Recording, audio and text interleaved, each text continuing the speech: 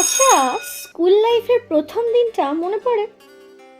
সেই নতুন স্কুল, নতুন ইউনিফর্ম আর নতুন সব লোকজন।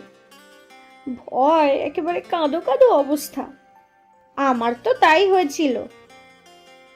স্কুলের সেই বিরাট গেটটা দেখে আমি ভেবেছিলাম, এটা স্কুল না জেলখানা।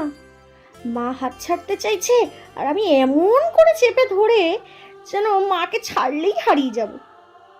তারপর ক্লাসরুমে ঢুকি, গিয়ে দেখি সবগুলো চেয়ার টেবিল যেন আমার দিকে ফ্যাল ফ্যাল করে তাকিয়ে আছে আর বলছে, বস বস, দেখি কত বড় সাহস তোর। প্রথম বেঞ্চে বসতে গিয়ে ভাবলাম, না না, চোখে পড়ে যাবো তো প্রথম দিনই। লাস্ট বেঞ্চেই যাই, because last bench is the safest zone. তারপর এলো প্রিন্সিপাল, এসে বললেন, গুড মর্নিং স্টুডেন্টস। আমি তো ভাবলাম, ভালো কি থাকবে এই দুঃস্বপ্নে? অজানা অচেনা সব মুখ।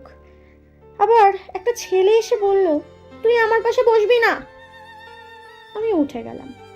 ভাবলাম, একটাও মনে হয় বন্ধু জুটবে না।